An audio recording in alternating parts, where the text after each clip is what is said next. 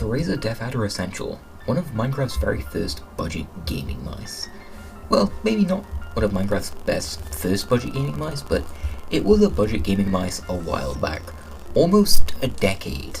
This mouse has been out for 8 years, and is known to be one of the best budget gaming mice of its time back then. But will it still stand out now? Well, this video is going to answer all your questions. I'm going to be doing a gaming benchmark with this mouse on multiple different games, including Minecraft competitive, Fortnite competitive, Overwatch, and so much more. Join me in this video to find out more. Game damaged. Anyways, yeah, so here it is. Here's the mouse. Yeah, so this is the Razer DeathAdder Essential. This mouse came back in 2018, so not bad when it comes to clicks. However, I'm a little worried because of, oh, fuck, it's stuck. There we go. Yeah, I'm a little worried about these side buttons. Let's test out these glides.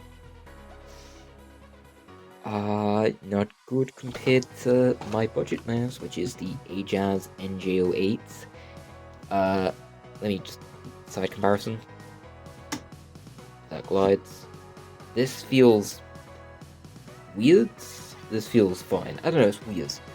I'll have to test in game, see how it goes, but here's a little sound test as well.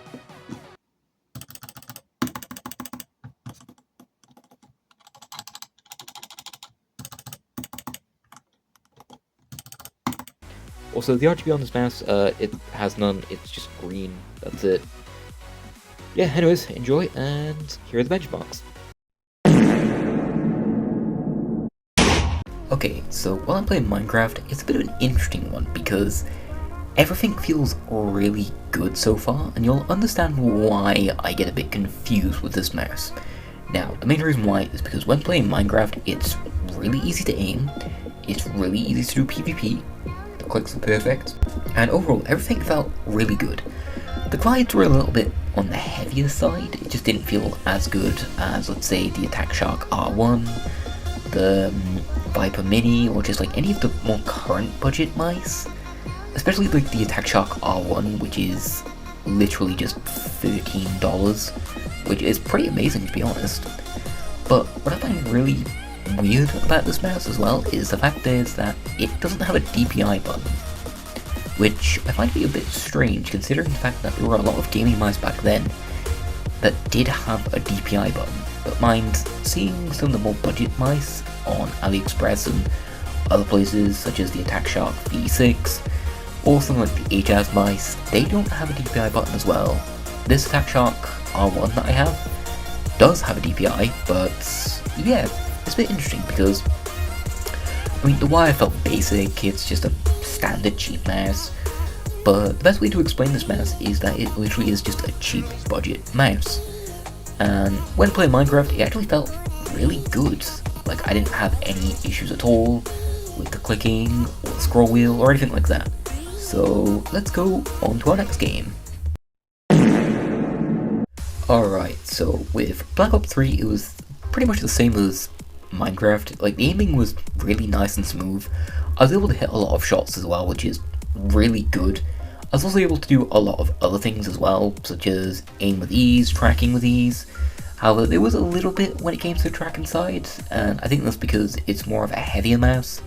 Now, because I'm used to using lighter mice, such as the Model O, the Attack Shark R1, and the Viper Mini, it just came with a little bit of a shock that the gliding wasn't as good, and that was due to the mouse weight.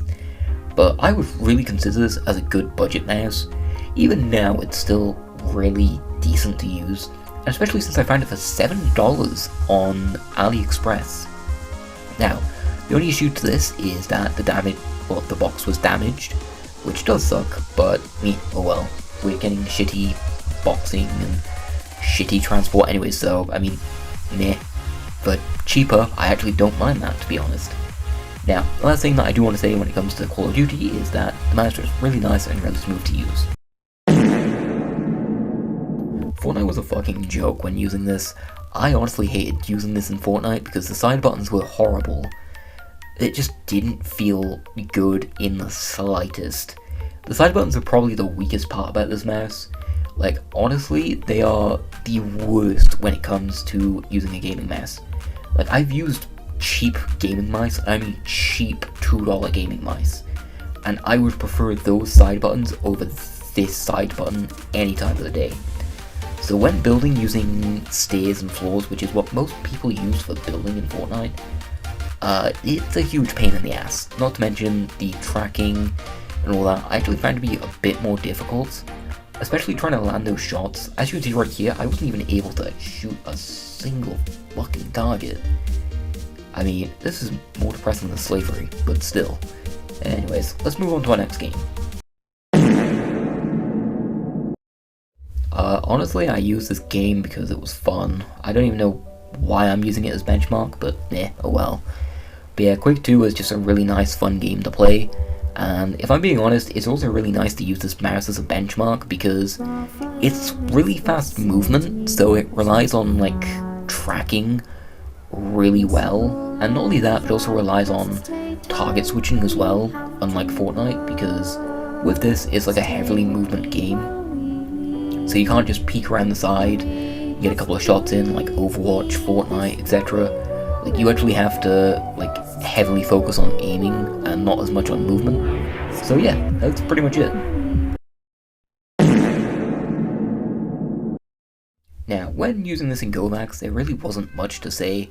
I mean, it was alright, I guess. It wasn't anything special. I couldn't beat my high score because that was me using my Model O and my Attack Shock R1, whereas my lowest score was using a very cheap mouse, which I will be making a review on soon. So yeah, long story short, this mouse was pretty okay when it came to the aiming test. It wasn't too massively insane, but it also wasn't anything bad either. Overall though, I do think that it was a bit of a medium when it came to aiming. So for overall aim training games, like, it was pretty good. I will admit, it's pretty good, especially since it's like a very cheap budget mouse. So let's go straight to Overwatch now. And lastly, my final game that I'll be doing a benchmark on is Overwatch. Now, as you can see right here, I am a beginner, so I'm sorry if the gameplay isn't up to standard, but what I will say is that it did feel pretty decent when playing Overwatch. Now, I couldn't really place the crosshair correctly, which does suck, and I couldn't really fully utilize this mouse to its fullest. I couldn't really just use it as well compared to the other games that I've been showing, and that's mostly because when it came to this game, I was using Hanzo. But what I will say is that it was okay. It wasn't. The thing is, it's not bad, but it's not good. It's more of a 50-50. Like, it's good for its price point, but yeah, that's pretty much it. So it didn't really affect my gameplay as much on this. So yeah, let's go straight to the conclusion. Alright, so now that we're at the conclusion, I just want to say that this mouse is more dead than my birthday parties. Long story short, no one came. I know, depressing. But oh well. This mouse overall is just, it's okay. I mean, it's good for a budget mouse, but I really don't think people should be spending like $5 to $10 on a budget mouse. If you are aiming for a budget mouse, I'd recommend like the Attack Shock R1 or like the Logitech G203, because at least then the Logitech G203 is like more of a lighter mouse, better mouse overall as well. Not to mention it has RGB, not to mention as well that it's just a lot better for clicks, so for games like Minecraft it's a lot better, it's got a better sensor, and just overall I would recommend it from that. Now, the main reason why I said that I found it for $5 to $10 is because I found it on AliExpress. Now, the reason why I would say, oh, if you're looking for an AliExpress option, go for the Attack Shock R1, is because the Attack Shock R1 is $13, whereas this mouse was found for exactly $8. So, I mean, for an extra $5, you're getting a wireless, very light mouse with a 1000Hz pulling rate, and not only that, but the clicks can go to 0 debounce, but not really any software involved, so yeah. Long story short, this can double click. And long story short, it can work really well for aiming. Kovaaks is really good with it. Literally one of the best budget gaming mouses that I've used. So just go for this Attack Shock R1. Anyways, other than that, that's all, and peace out.